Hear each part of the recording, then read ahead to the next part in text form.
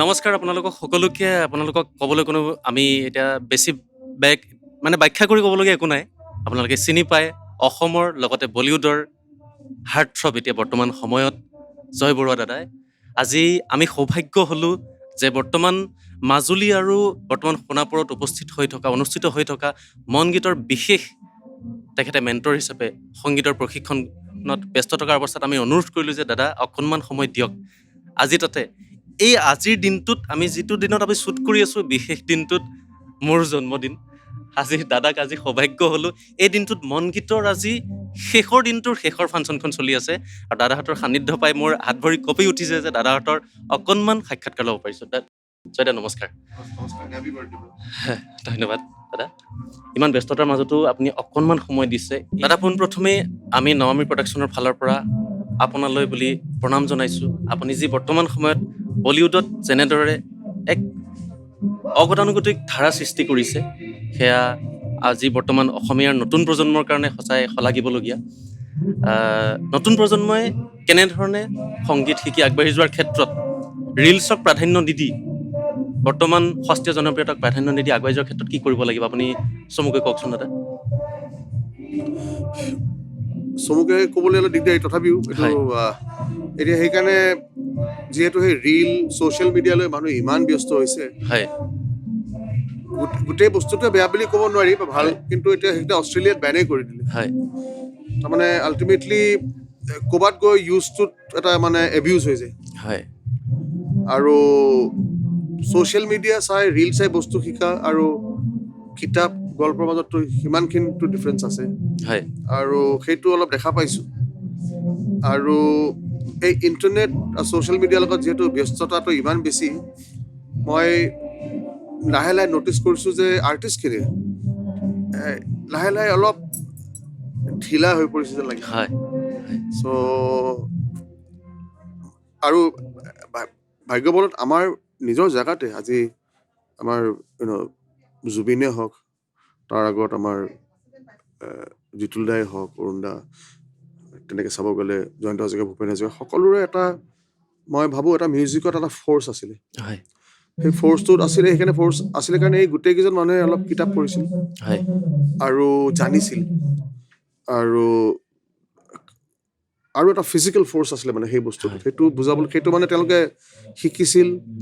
আৰু অসমীয়াত মানে এটা শব্দ কয়, এইটো অলপ হেৰি মানে জ্ঞান পিপাসু বুলি কয় নহয় হয় শব্দটো। হয় ত' সেই বস্তুটো আছিল তেওঁলোক সকলোৰে। সেইটো থাকিলে সেই বস্তুটো, সেই ফ'ৰ্চটো মিউজিকত ৰিফ্লেক্ট কৰে, যিটো মই এতিয়া অলপ কমি আহিছে যেন লাগিছে অভাৰঅল। কিছু কিছু আৰ্টিষ্টক মই দেখিছোঁ, কিন্তু আগতে যেনেকৈ সেইটো সকলোৰে মই দেখিছিলোঁ সেই স্পৃহাটো, সেইটো অলপ কমটি দেখোঁ। দাদা নিজৰ ধাৰা সৃষ্টি কৰি গানৰ ক্ষেত্ৰত বা কম্পজিশ্যনৰ ক্ষেত্ৰত আগুৱাই যোৱাৰ আঁৰত আমি প্ৰথমতে আমাৰ শিপাডাল ধৰি ৰখাৰ ক্ষেত্ৰত কেনেধৰণে আমি প্ৰস্তুত হ'ব লাগিব নতুন প্ৰজন্মই?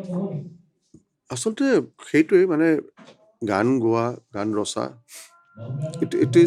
ইট ইজ আ থট, এইটো এটা লাইফষ্টাইল হয়। হয় মানুহে যেতিয়া নিজৰ লাইফষ্টাইলটো বুজি পাইছে, তাৰ পৰাহে গানটো আহিব।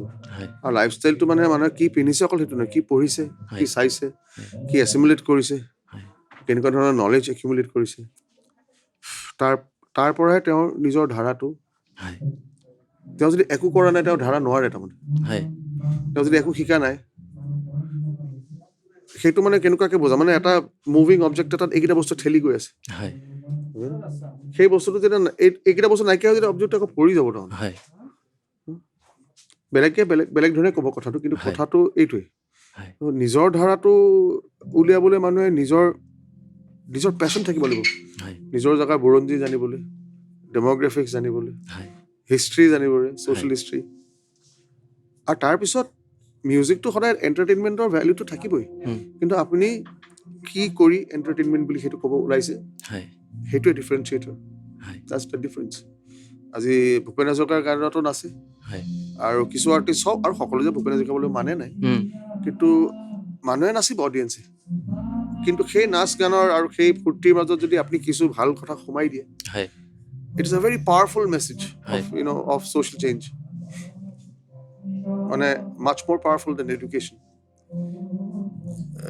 সেই ধাৰা নিজৰ লৈ যাবলৈ মানুহে জানিব লাগিব কথাটো সেইটো দাদা বিজ্ঞান স্বাস্থ্য আৰু সংগীত মানে স্পিৰিচুৱেলিটি গোটেইকেইটা আমি কেনেধৰণে নিজক প্ৰস্তুত কৰিব সেইদিনাখন আপুনি মাজুলীত ছাত্ৰ ছাত্ৰীসকলক জুই পাই থকা অৱস্থাত যিখিনি কথা কৈছিলে সেই কথাখিনিয়ে সঁচাকৈ মই হৃদয়ংগম কৰিছিলোঁ আৰু মোৰ অন্তৰত চুইছিলে কোনোবা এটা ক্ষেত্ৰত যে আমি নিজৰ স্বাস্থ্যটো গুৰুত্ব দিলেহে স্বাস্থ্যই আমাক সংগীত দিব বা যিকোনো কলা সংস্কৃতি আগুৱাই যোৱাৰ ক্ষেত্ৰত আমাক সহায় কৰিব আপুনি কি কয় সেই ক্ষেত্ৰত মইতো তাকে হেল্থ ইজ এভৰিথিং হয় আৰু সেইটো হেল্থ নাথাকিলে শিকিব নোৱাৰিম হয় আৰু মিউজিকটো সদায় এটা শিকা বস্তু অনুসন্ধান এবজৰ্বিং হয় সেইখিনি কাৰণে হেল্থ লাগে আৰু ফিজিকেল হেল্থ থাকিলে মেণ্টেল হেল্থ থাকিব এণ্ড ভাইচি ভাৰ্চা হয় মই যিমান আগবাঢ়ি আহিছোঁ in life in terms of work হয় মই এইটোৱে ক'ব বিচাৰোঁ আৰ্টিষ্টক যে আমি হেল্থটো হয় খুব বেছি প্ৰায়ৰিটি দিব লাগে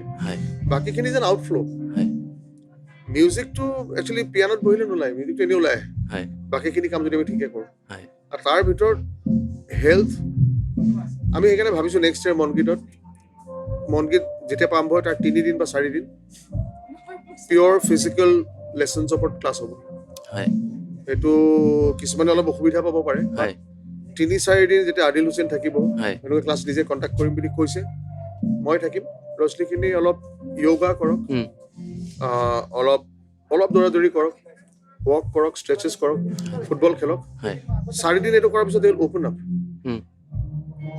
তেতিয়া এজন আদিল হুছেইনৰ কথাটো বুজিবলৈ ইজি হ'ব হয় যিকোনো বস্তু আমি লৈ আহিছোঁ হয় চ' হেল্থ এই আৰ্টিষ্টিক কনভাৰ্জেশ্যনত মই ভাবোঁ মোৰ কাৰণে হেল্থটো চেণ্টাৰ অফ দ্য কনভাৰ্জেশ্যন হ'ব এতিয়া হয় আৰু এটা কথা আছে but health will be at the centre of things correct সেই যে মনগীতত গুৰুগৃহৰ মাজত তলত বহি ছাত্ৰ ছাত্ৰীসকলে 1 ঘণ্টা 2 ঘণ্টা 3 ঘণ্টা পৰ্যন্ত তলত বহি যিটো শিকিবলগীয়া সেই পৰিৱেশটো আপুনি যিটো ক'লে 4 দিন শিকাৰ পিছতহে চাগে সেই ধৈৰ্যটো বাঢ়িব আৰু মানে সেইটো আমি ক'ব খুজিছোঁ যে এজন আৰ্টিষ্ট হ'বলৈ এইখিনি কৰিব লাগিব মানে ডেইলি নিশ্চয় নিজে ডেইলি অলপ দৌৰা মানে চুইমিং বা কোনোবা এটা স্পৰ্ট হয় আৰু কালি এজন ল'ৰাৰ লগত কথা পাতিছোঁ মেবি অলপ পাৰ্চনেল স্পৰ্ট হ'লে বোলে দৌৰিছোঁ অকলে বা খোজকাঢ়ি তেতিয়া সেই নিজৰ লগত কথা পাতিবলৈ সময় পায় হয় টিম স্পৰ্টত সেইটো নাপাব যদিও সেইটো স্পৰ্ট হয় ইণ্টাৰেষ্ট মানে ফাইদাটো ইটছ এ ডাবল হেৰি মানে ডাবল বেনিফিট থকা যদি অকলে দৌৰে বা খোজকাঢ়ে স্পৰ্টটো হয় আৰু নিজে নিজৰ লগত ৰিফ্লেক্ট কৰিবলৈ সময় পায় হয় আৰু এটা কথা মই নুসুধাকৈ থাকিব নোৱাৰিম আপুনি মাউণ্ট এভাৰেষ্টত কিয় যায় কৈলাশ হয় কৈলাশত কিয় যায় কৈলাশত সেইটো এতিয়া কৈলাশত কিয় বুলি নাজানো কিন্তু মাতি আছে হয় আই থিংক ইটছ এ কলিং এটা ট্ৰেভেল কোম্পানীয়ে টাই আপ কৰিছে আৰু যাব ওলাইছোঁ হয় আমি পেণ্ডেমিকত কৰিম বুলি ভাবিছিলোঁ পেণ্ডেমিকত নহ'লে পেণ্ডেমিকৰ সময় এতিয়া হৈছে হয় চ' মোক লৈছে ট্ৰেভেল উইথ জয় বৰুৱা বুলি হয় ওলাইছোঁ নিজৰ কেইজনমান বন্ধুক ক'লোঁ তেওঁলোক ওলাইছে আৰু মানে মই তাকে ভাবোঁ এফালে মই I am very close to মা কামাখ্যা টেম্পল হয় মই সদায় যাওঁ তালৈ আৰু মোক এটা অদ্ভুত সময় পাই সেইবোৰ মা কামাখ্যাই বচাই আনিছিল আৰু এতিয়া কৈলাশ গৈ আছোঁ হয় কেলে কেনেকে নাযাওঁ জানা কিন্তু যাম হয় ওলাইছোঁ হয় কৈলাশলৈ যাম মানসৰোবৰ লেক আপোনাৰ ব্যস্ততাৰ মাজতো বেছি সময় নলওঁ কিন্তু অকণমান আমাৰ চাই থকা অডিয়েঞ্চৰ লগতে মোৰো মনৰ আশা অকণমান পূৰণ কৰিবৰ কাৰণে অনুৰোধ কৰিব বিচাৰিছোঁ আপোনাৰ চবতকৈ মষ্ট পপুলাৰ যিটো হিন্দী গান দুষাৰী আৰু লগতে কস্মিক ক্লাউডৰ অকণমান ক্লাউড সৃষ্টি কৰিবৰ কাৰণে মই অনুৰোধ কৰিলোঁ যিজন ব্যক্তিয়ে হলিউডত গৈ আমাৰ অসমৰ পৰা গৈ যিজনে গৈ কম্প'জ কৰিছে যিজনে ধাৰাসাৰ সৃষ্টি কৰিছে যে কস্মিক ক্লাউডৰ সেইজন ব্যক্তি আজি কস্মিক ক্লাউডতকৈ আমি আমাৰ কসমছত যোনজন এজনতকৈ ব্ৰাইটেষ্ট ষ্টাৰ হয় তেওঁৰ 100 years চলি আছে ভূপেন হাজৰিকা মই তেওঁৰ এটা বৰ ফেভৰেট গানৰ ফেভৰেট মই তাৰ 2 লাইন গাই শুনাইছোঁ আজি ভূপেন দাৰ গান গাম বুলি ভাবিছোঁ চ' এইটোৱে গাওঁ এবাৰ অলপ কোনে জানে তোমাৰ সপোন হ'ব নে পূৰণ আকাশতে সকাজনে লিখে কপালৰ লিখন। ধন্যবাদ জনালোঁ। দাদা, এই মন গীতৰ পৰিৱেশৰ মাজত আজি জুবিন দাক আমি অনুভৱ কৰিছোঁ।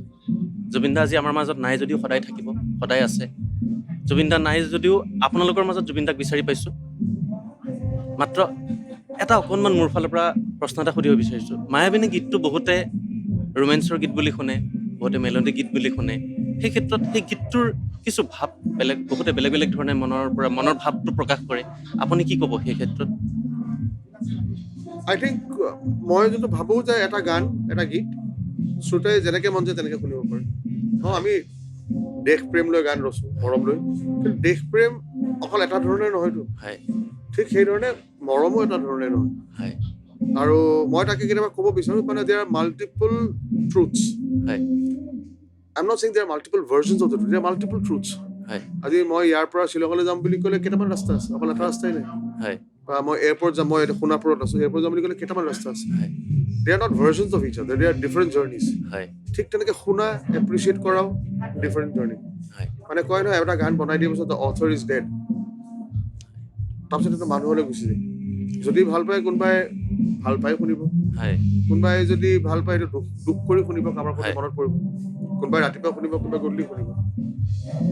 আৰু সেই ধৰণে যেতিয়া মানুহে গান এটা শুনে তেতিয়া গম পাব গানটোত ইন্ট্ৰিনছিক ভেলু এটা আছে, যে গানটো ভাল। হয় মানে আপোন কৰিলে কেতিয়াবা ভাত বনালে শুনিব, হয় চাহ বনালে শুনিব। It will find itself in different moods. That's a good song. খুব ধুনীয়াকৈ ব্যাখ্যা কৰিলে। আমি সেই ধৰণেই প্ৰত্যেকটো গান আদৰি লোৱাটো দৰকাৰ। আৰু যিজন ব্যক্তিক আজি অকণমান সময় পাবলৈ আমি সৌভাগ্য হ'লোঁ, আমি সদৌ শেষত নৱমী প্ৰডাকশ্যনৰ ফালৰ পৰা এই মন গীতৰ পৰিৱেশৰ মাজতে জয় বৰুৱাৰ ভৱিষ্যতৰ বাবে আমি আকৌ প্ৰাৰ্থনা কৰিলোঁ, যাতে আমি প্ৰত্যেকজনেই জয়দাই দিয়া এই আদৰ্শ, আমি স্বাস্থ্যক, আমি বিজ্ঞানৰ লগতে আমি নিজৰ সংগীতক চৰ্চা কৰি যোৱাৰ ক্ষেত্ৰত আমি আগবাঢ়ি যাব লাগিব। সদৌ শেষত আপুনি আমাৰ অনুষ্ঠানটো সামৰিব হ'ল, অকণমান সময় ল'লোঁ। আপোনাৰ সেই গীতটোৰে সামৰিব বিচাৰিছোঁ, কোনটো গীত? আপোনাৰ হিন্দী গীতটোৰে।